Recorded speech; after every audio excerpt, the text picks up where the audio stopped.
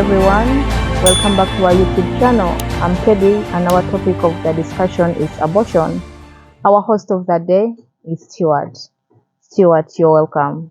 Thank you, Teddy, for hosting me here. I'm glad and honored to be part of this interesting discussion. To the viewers, I'm Nwagawa Stuart, a bioethicist and a human rights advocate.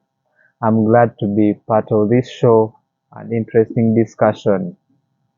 Stuart, what is your thoughts on abortion? I think abortion is intentional terminating of a premature life for a baby, maybe a fetus that we can call it. Most of the people can understand it, because once you say baby, it's the born one that is already born. So in simple term, it's intentional termination of pregnancy. Okay. And what would be some of the reasons, that people have always put across in order to justify abortion to be right?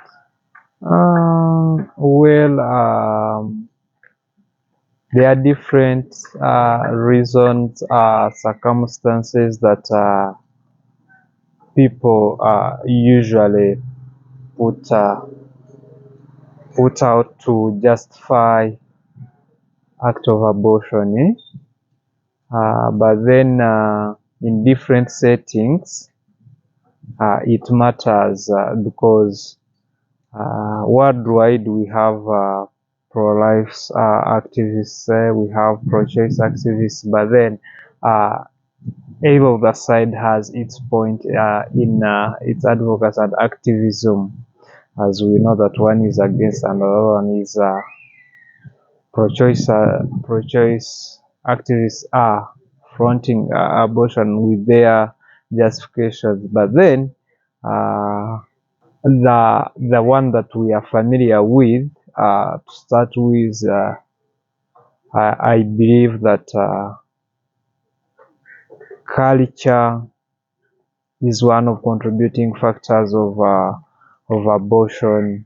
Let me say, different cultures, for example, in African setting, where, for example, like teenage pregnancies, that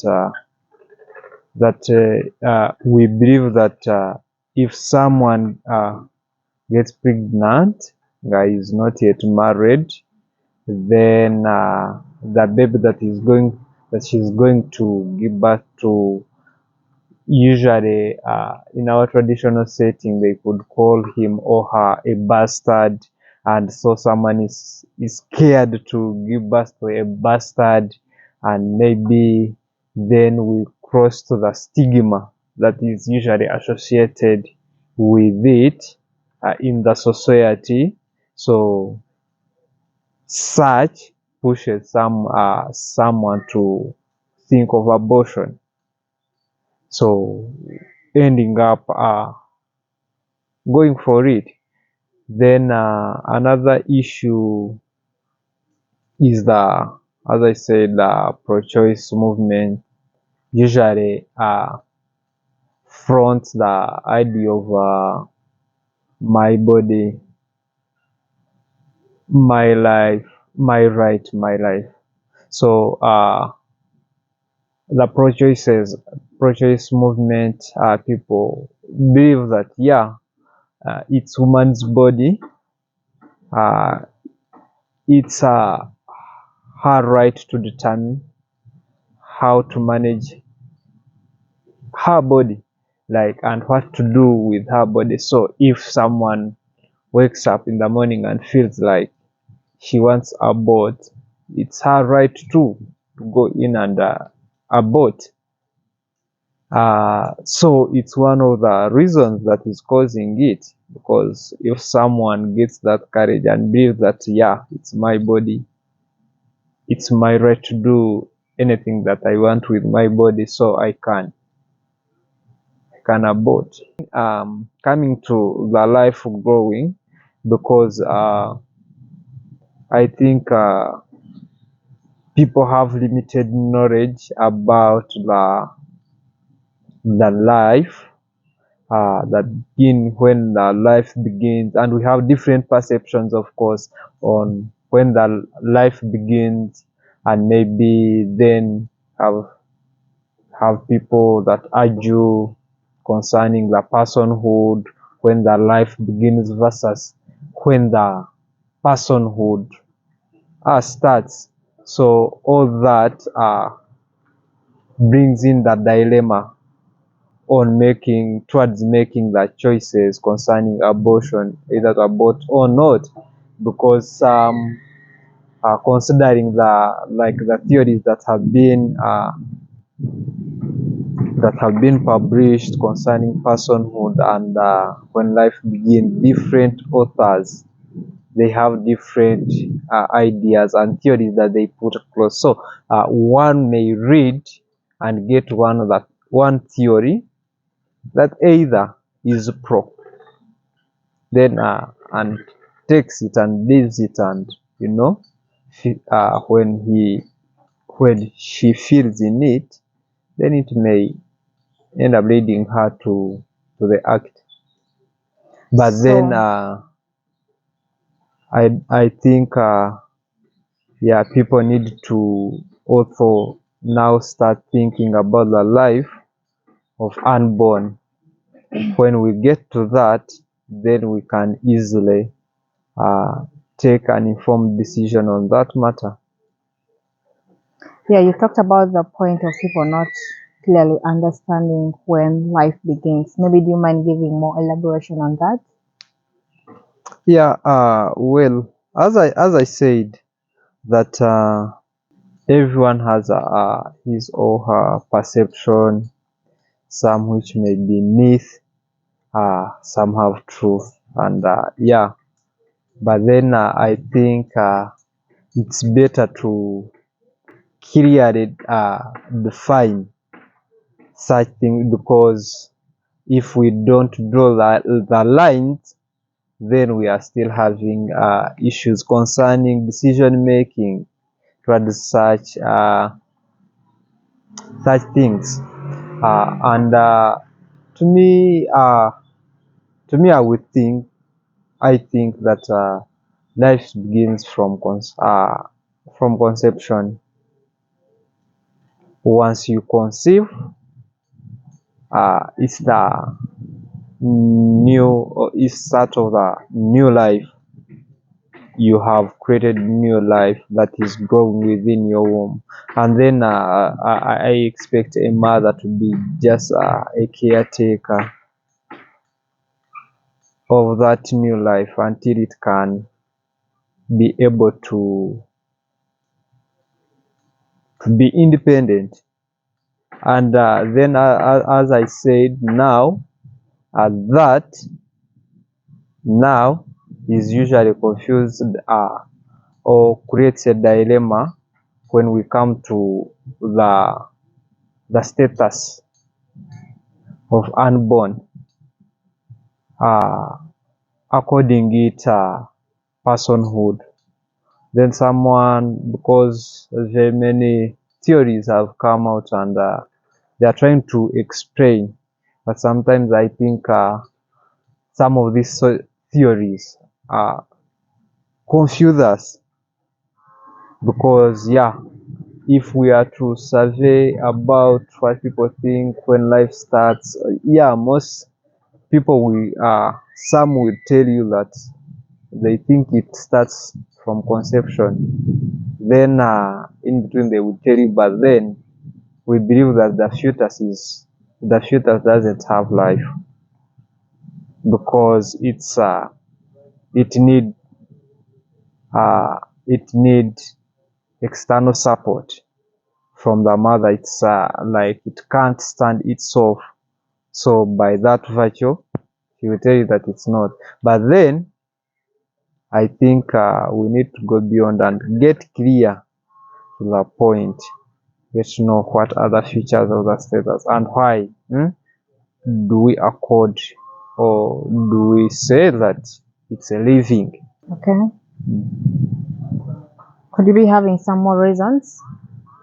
Of course, the more other reasons, of course, is and most that have been that usually is put out by the some of feminists is that reason of issue of gender-based violence and sexual violence, and this we have seen some protesters and activists advocating for chance for those that have been raped, those that have been defiled, and it was not the pregnancy was not out of their will, but they were forced maybe in the act that they can be given a chance to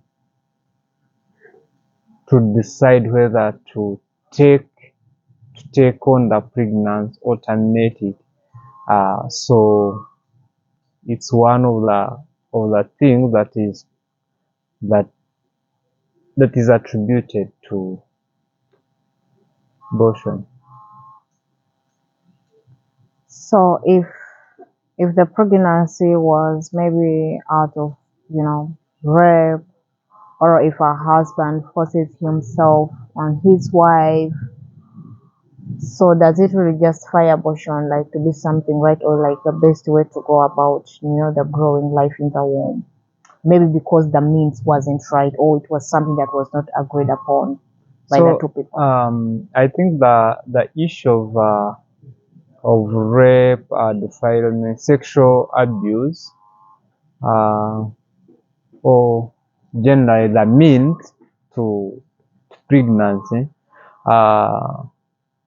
would have not been a big deal in determining or taking a course on abortion. But then, as I told you that for example, in Africa, because I'm an African, and the much and the little knowledge that I know about our society as African, that the society that I have grown in, Okay. I understand that it's a great dilemma in our society, and that is causing the most girls to abort, that is pushing them to abort, because our society, our cultural norms have been static in a way that it stigmatizes girls who get pregnant. Once you get pregnant and you're still at home, you are not yet married officially, then you are victimized, you are stigmatized in the community. Then I think the issue now would be the major focus. The first focus is to challenge the culture, and let people appreciate that there is life after pregnancy. That regardless of your daughter conceiving, if she is supported, then she will have a better life actually after after after after giving birth. I take an example of recent. I can cite of recent. We had the after COVID. We had a very big argument within the country about pregnant girls, teenagers going back to school, regardless of them being pregnant, for them to get to continue with their studies. Okay. And maybe have future. But then still in the country, because of our because of our norms, religious beliefs, and maybe politics, put it all, Mm. social cultural context, that some came out openly and they were discouraging or blocking an opportunity for such girls. Young girls, incidentally, they got pregnant because of different reasons. Because in COVID, a lot happened. A lot of sexual violence, sexual harassment, domestic violence, a lot happened in that lockdown of COVID.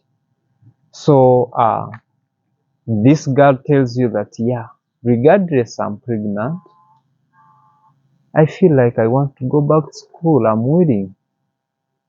I want to shape my future.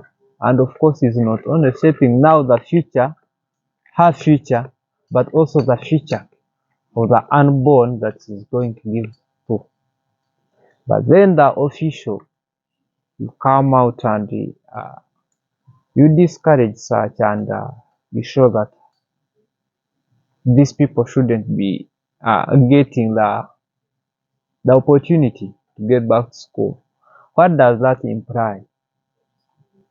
That the other one that would have carried her pregnant will run to abort so that They're able to. continue for the chasing their dreams. Remember, such came with a shame, and because it was a strong hit to them, like you tell someone that no, if you got pregnant, your plan will have stopped, or your plans. So such issues, I think we need to tackle those issues, social issues first, so that these people, incidentally, they can be rehabilitated, they can be accommodated within our societies without stigma, supported in whichever way the community can. That will pave a better way and a conducive environment for everyone.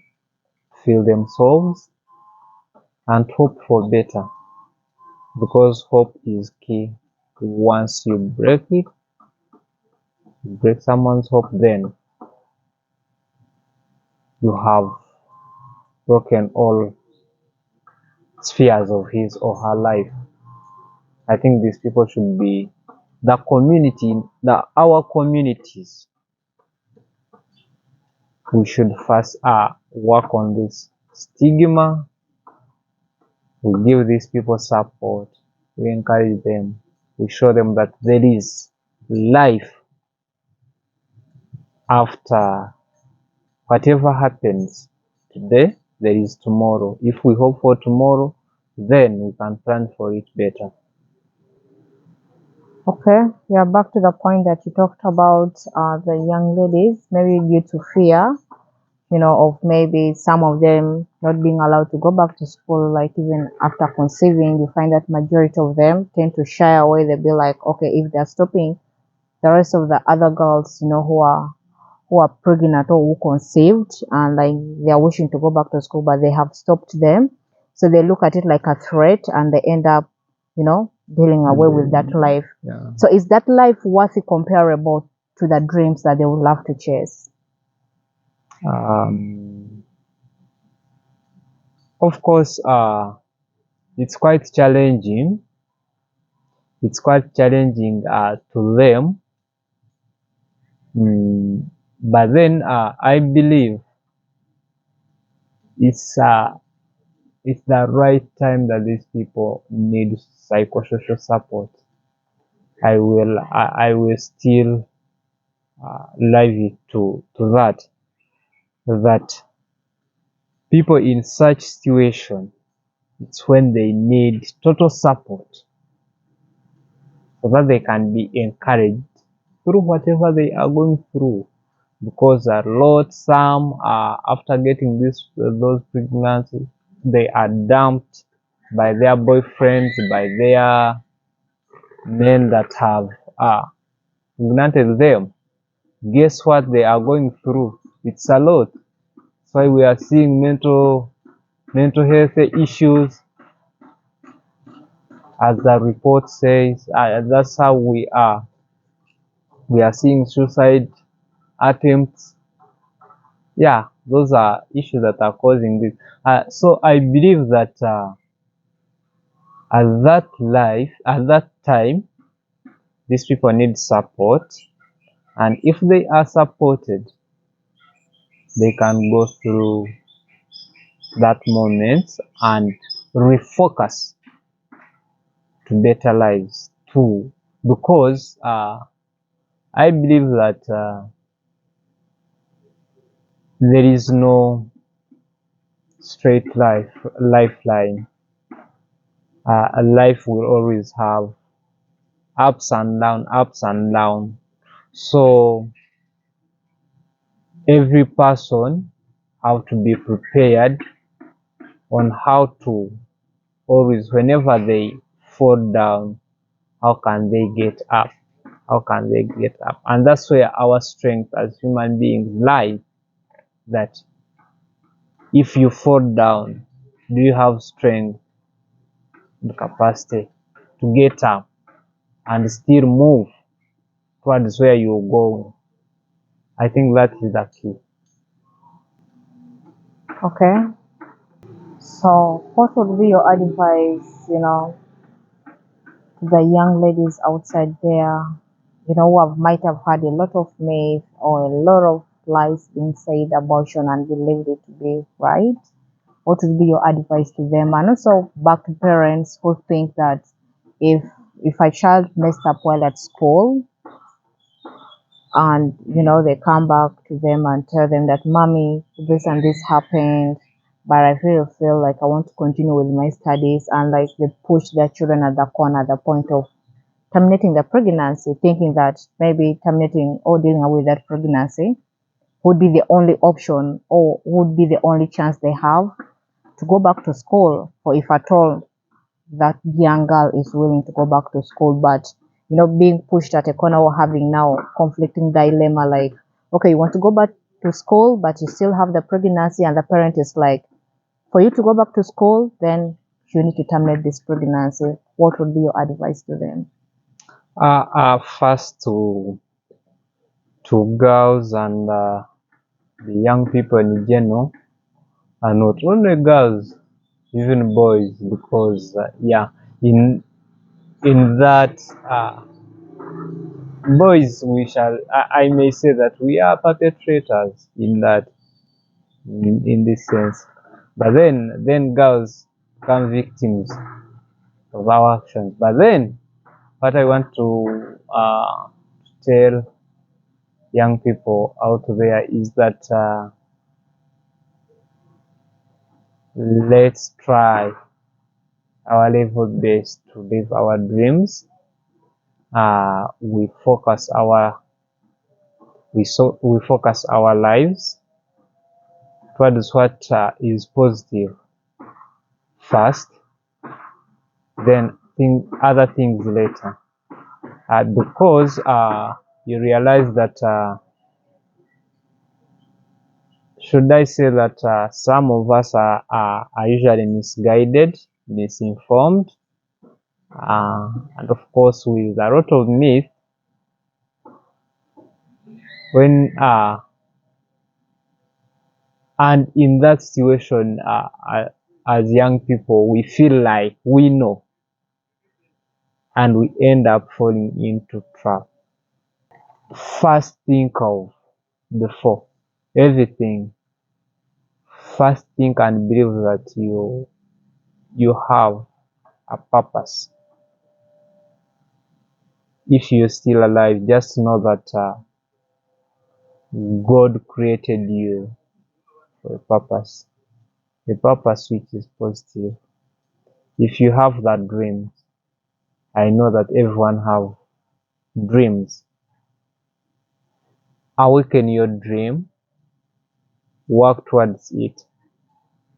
Then the other social life that we are always in, let's try our level best to manage and know where to limit ourselves, because you realize that it's from that social life that we get issues from that challenge our lives. I believe if we refocus, we seek for knowledge, guidance, and support. Let's get closer to our parents. Let's get feel like as young people, get someone that you look up to, that inspires you, and you feel like, yeah, if I had an issue that is going on around my mind, I can run to my mom, I can run to my dad or my aunt, or someone that I look up to, my mentor, and get guidance before we fall in trap. Then to our dear parents and older generation, I think at first I want to first, from my thinking, I feel like the older generation has created a gap between the younger generation, and that's one of the major reasons that we are seeing young people going astray. If they create a conducive environment for us to come closer, seek guidance from them, feel like we are loved before we seek love from outside, from other people, then we shall live healthy lives as young people. We shall be guided, and we shall go through the challenges that we are facing as young people. And guess what? We shall No. see changes. All right. So besides that, like, what would be your final remarks? My final remark still is would be on when we talk of be relating to the topic of discussion, abortion, that if we can take time and recognize the factors associated or the challenges that leads us to the act, think through them as human beings, then we can create a safer space for women, for girls, where there is no stigma, culture of support, and then we shall be reducing the risk that. Right. Thank you so much, Stuart, for your time, and hope to see you someday soon as well. Thanks.